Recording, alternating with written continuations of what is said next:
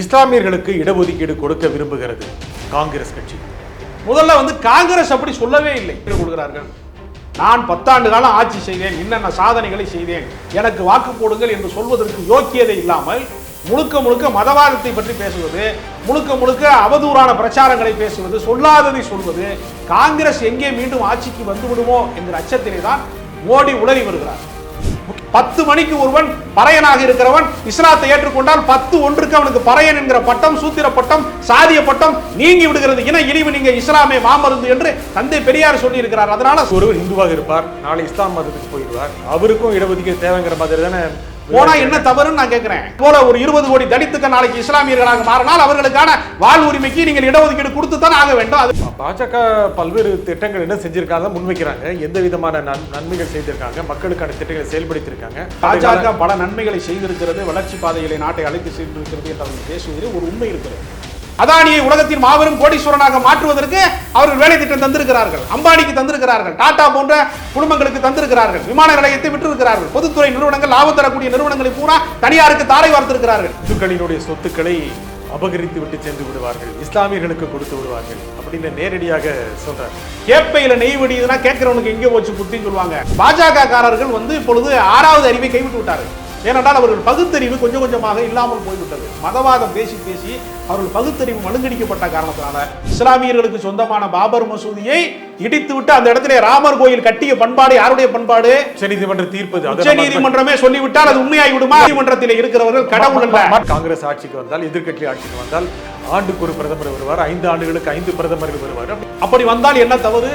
ஏன் என்ன ஆக போகுது? அதே அரசியல் சாசனத்தை இப்ப கலெக்டரை மாத்திக்கிட்டே இருக்கான், அந்த மாவட்டம் அழிஞ்சு போயிருமா? அதோட நாசமா போயிருமா? இல்ல ஜட்ஜை மாத்திரான்ல, ஜனாதிபதி மாறிக்கிட்டே இருக்கிறாங்கல்ல, ஆட்சி மாறிக்கிட்டே தான் இருக்கு, ஒரே ஆட்சியா இருக்கு, மாறிக்கிட்டே இருக்குல்ல, நாடு அழிந்து போல, இந்தியாங்கிற நாடு அப்படியே தான் இருக்கு பிரதமர் மாறுறதுனால. ஆனா இந்த ஆட்சியை பொறுத்த வரைக்கும் ஊழல் என்று குற்றச்சாட்டு இல்லாத நிர்வாகம். இந்த நாட்டுக்கு 2000 கோடியை ஒருத்தனுக்கு கொடுத்துறாங்க, அதானிக்கு கொடுத்துறாங்க, விமான நிலையத்தை ஒருத்தனுக்கு கொடுத்துறாங்க, ரயில்வே தனியார் மயமாக்க போறாங்க. இப்படி இது போன்ற விஷயங்கள் எல்லாம் முறைகேட்டில் சேராது என்று ஒரு சிலர் நினைச்சிட்டு இருக்காங்க. பொதுத்துறை நிறுவனங்களை தனியாருக்கு கொடுப்பதை விடவும் ஒரு முறைகேடு, ஒரு ஊழல் எதுவுமே இருக்க முடியாது.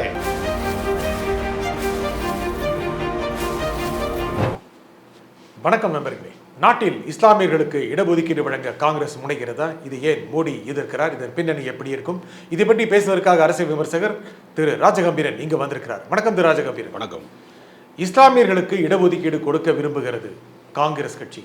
நீ அப்படி நேரடியாக சொல்லாவிட்டாலும் மத ரீதியான இடஒதுக்கீடை காங்கிரஸ் ஆதரிக்கிறது அப்படின்னு கூட்டத்திற்கு கூட்டம் மோடி முழங்குறாரு. இது பெரும்பான்மை இந்துக்கள் மத்தியில் ஒரு சலசலப்பை, ஒரு தாக்கத்தை ஏற்படுத்துமா இல்லையா? பெரும்பான்மை இந்து மக்கள் யாரும் முதலில் இஸ்லாமியர்களுக்கு எதிரி கிடையாது. இஸ்லாமியர்கள் வாழவே கூடாது என்று நினைக்கிற இடத்திலே பாஜகவிலே இருக்கக்கூடிய இந்துத்துவ மிக தீவிரமான மத வெறியர்கள் ஒரு சிலர் வேண்டுமானால் அப்படி நினைக்கலாமே தவிர சாதாரண இந்துக்களுக்கும் இஸ்லாமியர்களுக்கும் எந்த விதமான பகைமையும் கிடையாது. இஸ்லாமியர்களுக்கு இடஒதுக்கீடு கொடுக்கக்கூடாது என்று யாருமே, எந்த இந்துக்களும், வெகுஜன பெரும்பான்மை மக்களும் எங்குமே பேசியது கிடையாது. அது பாஜக மட்டும்தான் அப்படி பேசுகிறது. முதல்ல காங்கிரஸ் அப்படி சொல்லவே இல்லை.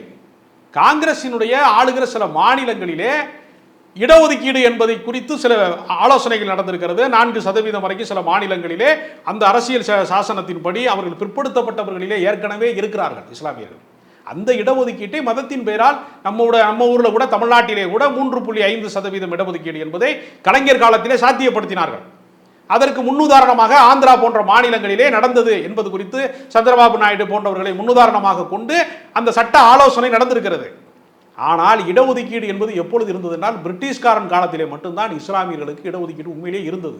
அதற்கு பின்பு அதை பரிசீலிக்கவே இல்லை. மத்திய அரசாங்கமாக இருக்கக்கூடிய காங்கிரசும் அதை பற்றி பரிசீலிக்கவில்லை, பாஜக அதை பற்றி பரிசீலிக்காது என்பது எல்லாருக்குமே தெரியும். அதனால இப்படி ஒரு பொய்யை தொடர்ச்சியாக பேசுவதன் மூலமாக மோடி கோயபல்சி மிஞ்சுவதற்கு ஆசைப்படுகிறார். இதை விட அதிகமாக உலகத்திலே அதிகமாக பொய் பிரச்சாரம் செய்தவன் கோயபல்ஸ் தான் என்கிற கருத்தை மோடி மிஞ்ச வேண்டும் என்கிற ஆசையிலே தான் இப்படிப்பட்ட பொய்களை தொடர்ந்து பேசி வருகிறார். ஆனால் அந்த மக்கள் ஏற்றுக்கிறாங்க. எந்த மக்கள் ஏற்றுக்கொள்கிறார்கள்?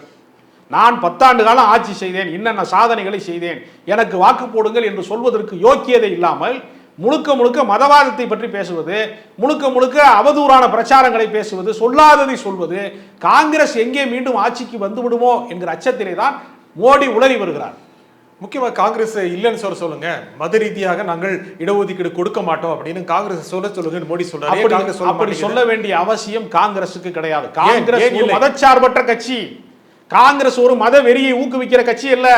மணிப்பூரிலே கலவரத்தை தூண்டி விட்டாலே பாஜக, அது மாதிரியான காங்கிரஸ் எங்குமே கலவரங்களை தூண்டி விடுகிற அரசியல் கட்சி அல்ல. அது குழப்பங்களை விளைவிக்கிற அரசியல் கட்சி அல்ல.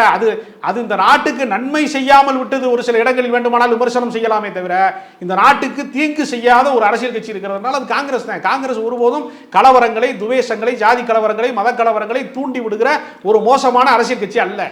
மதச்சார்பற்ற கட்சி அப்படின்னா சொல்ல வேண்டியதானே, மதச்சார்பற்ற நிலையில் இருப்போம், மத ரீதியாக இடஒதுக்கீடு கொடுக்க மாட்டோம் சொல்லலாம் தானே. அப்படி சொன்னால் அவர்கள் இஸ்லாமியர்களுக்கு ஆதரவாக செயல்படுகிறார். ஏற்கனவே என்ன சொல்றாரு, இஸ்லாம் எல்லா இந்துக்களிடம் இருக்கக்கூடிய நகைகளை எல்லாம் கணக்கில் எடுப்பார்கள், உங்கள் வீட்டில் இருக்கக்கூடிய எல்லா சொத்துக்களையும் கணக்கில் எடுப்பார்கள், அதையெல்லாம் கொண்டு இஸ்லாமியர்களிடம் கொடுத்து விடுவார்கள் என்கிற பொய் பிரச்சாரத்தை மோடி செய்து கொண்டிருக்கிறார். இடஒதுக்கீடு கொடுப்போம் என்று சொன்னால் பார்த்தீர்களா, அது காங்கிரசினுடைய தேர்தல் அறிக்கை வந்தபோது என்ன சொன்னார், முஸ்லீம் லீக்கினுடைய அறிக்கையை போல் இருக்கிறது என்று தானே மோடி சொன்னார். அப்ப மத துவேஷத்தை தூண்டுவது என்பது மோடியா காங்கிரஸ் அறிக்கையா? காங்கிரஸ் அறிக்கையிலே சொல்லப்பட்டிருக்கு மத ரீதியாக இடஒதுக்கீடு தொடர்பான வாய்ப்புகள் கொடுக்கும் அப்படின்னு. அதற்கான பரிசீலனை செய்யப்படும், அதற்கான சட்ட ரீதியான ஆலோசனை செய்யப்படும். நான் என்ன கேட்கிறேன், மத ரீதியாக சிறுபான்மை மக்களை ஒடுக்குவது மட்டும் செய்யலாம், அவர்களுக்கான வாழ்வுரிமை குறித்து சிந்திக்க கூடாதா? அப்படி பேசுவதற்கோ அப்படி உரையாடுவதற்கோ ஜனநாயகத்தில் இடமே இல்லையா? ஏற்கனவே இருந்த இடஒதுக்கீடு தானே, அப்படி இருப்பதில் என்ன தவறு இருக்க முடியும்? ஏற்கனவே இஸ்லாமியர்களுக்கு தனி தொகுதி இருந்தது. அப்படி இருந்துச்சுன்னா அவர்களுக்கான பிரதிநிதித்துவம் சட்டமன்றத்திலும் நாடாளுமன்றத்திலும் இருந்தால் அவர்களை நீங்கள் ஒடுக்க முடியாது என்கிற காரணத்திற்காக தான் நீங்கள் அது குறித்து பேச மறுக்கிறீர்கள். அது இந்த இரண்டு அரசியல் கட்சிக்கும் பொருந்தும். ஆனால் நீங்கள் காங்கிரஸை தூண்டிவிட்டு அது மூலமாக பெரும்பான்மை மதவாத ஓட்டை அறுவடை செய்யலாம் என்று மோடி பகல் கனவு காண்கிறார். இஸ்லாமியர்களுக்கு இடஒதுக்கீடு, இஸ்லாமியர்கள் இந்த மண்ணினுடைய பூர்வகுடி மக்கள். இஸ்லாம் என்கிற மார்க்கம் தான் வேறு திசைகளிலே இருந்து, சவுதி அரேபியாவிலே இருந்து இந்த மண்ணிற்கு வந்து சேர்ந்த தத்துவம். இப்பொழுது நாம் கம்ப்யூட்டர் யூஸ் பண்றோம், செல்போன் யூஸ் பண்றோம், நம்ம நாட்டில இருந்து அது உருவாகல. எத்தனையோ அறிவியல் சாதனங்களை நம்ம உபயோகிக்கிறோம். அது மாதிரி ஒரு மார்க்கம் என்பது சமத்துவத்திற்காக இங்கே வந்தது. இங்கு சனாதன கொடுமைகளிலே, சாதிய கொடுமைகளிலே மண்டி கிடந்த போது நமக்கு சாதி ரீதியாக மனிதர்களை ஒடுக்குகிற வர்ணாசிரமத்திற்கு எதிரான ஒரு சமத்துவத்தை இஸ்லாம் சொன்னது. 10 மணிக்கு ஒருவன் பறையனாக இருக்கிறவன் இஸ்லாத்தை ஏற்றுக்கொண்டால் 10 அவனுக்கு பறையன் என்கிற பட்டம், சூத்திர பட்டம், சாதிய பட்டம் நீங்கி விடுகிறது. இன இழிவு நீங்க இஸ்லாமே மாமருந்து என்று தந்தை பெரியார் சொல்லி இருக்கிறார். அதனால சமத்துவத்தை போதித்த காரணத்தால், சாதியற்ற சமூகத்தை அந்த மார்க்கம் பேசிய காரணத்தினால இஸ்லாம் இந்த மண்ணினுடைய மார்க்கமாக மாறிவிட்டது. மதம் மாறியவர்கள் தானே, மதம் மாறியவர்கள் தாங்க. ஏன் மாறினார்கள்? நான் என்ன கேட்கிறேன், இந்து மதத்திலே சாதிய வேற்றுமைகளை, தலையிலே பிறந்தவன் பிராமணன், தோளிலே பிறந்தவன் சத்திரியன், மார்பிலே பிறந்தவன் வைசியன், காலிலே பிறந்தவன் சூத்திரன் என்று நீங்கள் வர்ணாசிரம கோட்பாடுகளை வகுத்திருக்கிறீர்கள். தந்தை பெரியார் கேட்டார், தலையிலே ஒருவன் பிறக்க முடியுமா, தோளிலே ஒருவன் பிறக்க முடியுமா, மார்பிலே ஒருவன் பிறக்க முடியுமா, காலிலே ஒருவன் பிறக்க முடியுமா? இயற்கையாக மனிதன் பிறப்பதற்கென்று இயற்கை ஒரு வாசல் வைத்திருக்கிறது, அதன் வழியாகத்தானே பிறக்க முடியும் என்று கேட்டபோது ஒருவன் கேட்டான், பஞ்சமர்கள் என்று சொல்லக்கூடிய தாழ்த்தப்பட்ட மக்கள் எங்கே பிறந்தார்கள் என்று குறிப்பில்லையே அப்படின்னு சொன்னபோது அவன் பிறக்க வேண்டிய இடத்தில் சரியாக பிறந்திருக்கான், அவன் அப்பனுக்கும் ஆத்தாளுக்கும் பிறக்க வேண்டிய இடத்தில் சரியாக பிறந்திருக்கிறான்னு தந்தை பெரியார் சொன்னாரு. அப்ப வர்ணாசிரமத்தை, சாதிய ஒடுக்குமுறையை ஊர் வேறாக சேரி வேறாக நீங்கள் ஒன்றாக இல்லாத மனிதர்களை ஒன்று கூட்ட முடியாத அளவிற்கு நீங்கள் பிரித்து வைத்திருப்பீர்கள். அந்த பிரிவினைக்கு நடுவிலே சமத்துவத்தை பேசுகிற மார்க்கத்தை, கடவுள் நம்பிக்கை ஒருவன் கொண்டு வந்தால் இந்த மக்கள் அந்த மதம் மாறத்தான் செய்வான். மதம் மாறுகிறவர்களுக்கும் இடஒதுக்கீடு வேணும்னு நீங்க சொல்றீங்க. அதாவது இஸ்லாமியர்கள் இந்த மண்ணின் மைந்தர்கள். அவர்கள் தங்கள் கடவுளை மாற்றிக்கொண்டார்கள். தான் கட்டிய கோவிலில் தனக்கு வழிபாடு செய்வதற்கு உரிமை இல்லை என்று வழியிலேயே நீங்கள் ஒருவனை நீங்கள் நிறுத்தி வைத்தீர்கள், கருவறைக்குள்ளே அனுமதிக்க மறுத்தீர்கள், அவனுடைய மொழியிலே அவனை வழிபடுவதற்கு மறுத்தீர்கள். அந்த சமத்துவத்திற்கு எதிராக கலகம் செய்தவர்கள் இஸ்லாமிய மார்க்கத்துக்கு போனா, கிறிஸ்தவத்துக்கு போனா, இதுல என்ன தவறு இருக்க முடியும்? இன்று ஒருவர் இந்துவாக இருப்பார், நாளை இஸ்லாம் மதத்துக்கு போயிடுவார், அவருக்கும் இடஒதுக்கீடு தேவைங்கிற மாதிரி தானே போனா என்ன தவறுன்னு நான் கேட்கிறேன். ஒருவர் இன்றைக்கு தாழ்த்தப்பட்டவராக இருக்கிறவர், திருமாவளவன் போன்றவர்கள் சனாதனத்துக்கு எதிராக தொடர்ந்து போராடுறாங்க. நீங்கள் அந்த சமத்துவத்தை தர மறுக்கிறீர்கள். நாளைக்கு ஒரு கோடி தலித்துக்கள் இந்தியாவில் இருக்கக்கூடிய 1 கோடி பேர் என்று எப்படி அம்பேத்கர் தலைமையிலே புத்த மதத்திற்கு மாறினார்களோ அதுபோல ஒரு 20 கோடி தலித்துக்கள் நாளைக்கு இஸ்லாமியர்களாக மாறினால் அவர்களுக்கான வாழ்வுரிமைக்கு நீங்கள் இடஒதுக்கீடு கொடுத்து தான் ஆக வேண்டும். அதுல என்ன சந்தேகம் உங்களுக்கு? நீங்க சொன்னீங்க, ஏன் இந்த ஆட்சி, பிரதமர் மோடி தன்னுடைய சாதனைகளை சொல்லாமல் மத ரீதியான சொல்லாடல்களை பேசுகிறார், அந்த நெரட்டிவ் செய்ய முன்வைக்கிறாரு அப்படின்னு. அப்படி எதிர்கட்சிகள் உருவாக்குனது மூலம் அதை மறுக்கக்கூடிய, முக்கியமாக இந்து மதத்துக்கு ஆதரவாக இருக்கக்கூடிய நிலையை மோடி அவர்களை தள்ளியதே எதிர்கட்சிகள் தானே. எப்படி மதவாதத்தை எதிர்கட்சிகள் பேச சொல்லி டெய்லி அவருக்கு தூண்டி விட்டாங்களா? இது என்ன வகையான வாதம்னு நான் கேட்கிறேன். மதவாதம் என்று நான் என்ன கேட்கிறேன்னா, ஒரு நாடு தன்னுடைய அரசியலில் இருந்து மதத்தை தள்ளி வைத்த நாடுகள் தான் முன்னுக்கு வந்திருக்கிறது. நான் பகிரங்கமாக சொல்லுறேன், இஸ்லாமிய நாடுகள் இஸ்லாத்தை முன்னிலைப்படுத்தி அரசியல் செய்த காரணத்தினால அந்த நாடுகள் மிகப்பெரிய அளவில் வளர்ச்சி அடையவில்லை. அரசியலிலே மதத்தை எந்த நாடு தள்ளி வைத்திருக்கிறதோ அந்த நாடெல்லாம் ஜனநாயகத்திலே மிகப்பெரிய வளர்ச்சி அடைந்திருக்கிறது. சீனா பொருளாதாரத்திலே மிகப்பெரிய வளர்ச்சி அடைந்திருக்கிறது. அது மதவாத நாடு கிடையாது. பாகிஸ்தான் மதத்தை முன்னிலைப்படுத்துகிறது, அது முன்னுக்கு வர முடியாத நாடாக இருக்கிறது. அப்ப இந்தியா மதத்தை அரசியலில் கலப்பதன் மூலமாக அதனுடைய வளர்ச்சி பாதைக்கு முட்டுக்கட்டை போடுகிற வேலையை பாஜக செய்கிறதா இல்லையா? இந்தியா வல்லரசாக மாறாமல் இருப்பதற்கான வேலை திட்டத்தை தான் பாஜக செய்து கொண்டிருக்கிறது. வளர்ச்சிக்கு எதிரான வேலை திட்டத்தை செய்து கொண்டிருக்கிறாங்க. பாஜக பல்வேறு திட்டங்கள் என்ன செஞ்சிருக்காங்க, முன்வைக்கிறாங்க, எந்த விதமான நன்மைகள் செய்திருக்காங்க, மக்களுக்கான திட்டங்களை செயல்படுத்தியிருக்காங்க அப்படிங்கிறது மோடி தன்னுடைய கூட்டங்களை வைக்கிறார். அதிகளவு வெளியே வர்றது அப்படிங்கிறது மத ரீதியாக அவர் பேசுறது மட்டும்தானே. இந்த எத்தனை பாஜக பல நன்மைகளை செய்திருக்கிறது, வளர்ச்சி பாதைகளை நாட்டை அழைத்து சென்றிருக்கிறது என்று அவர்கள் பேசுவதிலே ஒரு உண்மை இருக்கிறது. அவர்கள் வளர்ச்சி பாதையில் உண்மையிலேயே யாரை அழைத்து சென்றார்கள் என்றால் கார்ப்பரேட் நிறுவனங்கள், பெருநிறுவனங்களை அவர்கள் பெருநிறுவனங்களுக்கு அந்த வாய்ப்பை தந்திருக்கிறார்கள். அதானியை உலகத்தின் மாபெரும் கோடீஸ்வரனாக மாற்றுவதற்கு அவர்கள் வேலை திட்டம் தந்திருக்கிறார்கள். அம்பானிக்கு தந்திருக்கிறார்கள், டாடா போன்ற குடும்பங்களுக்கு தந்திருக்கிறார்கள், விமான நிலையத்தை விட்டிருக்கிறார்கள், பொதுத்துறை நிறுவனங்கள், லாபம் தரக்கூடிய நிறுவனங்களை பூரா தனியாருக்கு தாரை வார்த்திருக்கிறார்கள். இந்த வளர்ச்சி என்பது உடம்பில் எல்லா பாகமும் வளர்ந்தால்தான் உடம்பு வளர்ச்சி அடைவதாக அர்த்தம். மோடி சொல்வது வளர்ச்சி அல்ல, வீக்கம், பொருளாதார வீக்கம் என்று சொல்வாங்க இல்லையா? அது மாதிரி இந்த கார்ப்பரேட்டினுடைய வளர்ச்சியை தேசத்தினுடைய வளர்ச்சி என்று அவர் நம்ப சொல்றார். நம்புவதற்கு மக்கள் தயாராக இல்லை. முக்கியமாக மோடி பல்வேறு கூட்டங்களில் பேசுறது, நீங்கள் இன்னொரு பேட்டியில் கூட சொன்ன மாதிரி இந்துக்களினுடைய சொத்துக்களை அபகரித்து விட்டு சென்று விடுவார்கள், இஸ்லாமியர்களுக்கு கொடுத்து விடுவார்கள் அப்படின்னு நேரடியாக சொல்றாரு. இந்த மாதிரியான திட்டங்களோட காங்கிரஸ் இருக்கு, எதிர்கட்சியில் இருக்கு அப்படின்னு இந்துக்கள் நம்பக்கூடிய சூழ்நிலையை மோடி உருவாக்குறாரு. மறுக்க முடியுமா? கேழ்வரகிலே நெய் வெடியுது என்று சொன்னால் கேட்பவனுக்கு எங்கே போனது புத்தி என்று தென் மாவட்டங்களிலே ஒரு பழமொழி சொல்வார்கள். கேப்பையில் நெய் வெடியுதுன்னா கேட்கிறவனுக்கு எங்கே போச்சு புத்தின்னு சொல்லுவாங்க. அவனவன் உழைத்த சொத்துக்கு அவனவன் அதிபதியா இருக்கணும். நீங்க ஒரு வீடு வாங்குறீங்கன்னா அது எனக்கு நான் பறிச்சுட்டு போயிருவேன்னு சொன்னா எப்படி பறிக்க முடியும்? உங்க வரல தானே பட்டா இருக்கும். இது அடிப்படை அறிவு உள்ளவர்களுக்கு, 5 அறிவு இல்லை 6 அறிவு உள்ள அனைவருக்குமே தெரியும். பாஜக காரர்கள் இப்பொழுது 6வது அறிவை கைவிட்டு விட்டார்கள். ஏனென்றால் அவர்கள் பகுத்தறிவு கொஞ்சம் கொஞ்சமாக இல்லாமல் போய்விட்டது. மதவாதம் பேசி பேசி அவர்கள் பகுத்தறிவு மழுங்கடிக்கப்பட்ட காரணத்தினால ஒருவர் சொத்தை இன்னொருவர் அபகரிப்பது என்பது யாருடைய கோட்பாடு? இஸ்லாமியர்களுக்கு சொந்தமான பாபர் மசூதியை இடித்துவிட்டு அந்த இடத்திலே ராமர் கோயில் கட்டிய பண்பாடு யாருடைய பண்பாடு?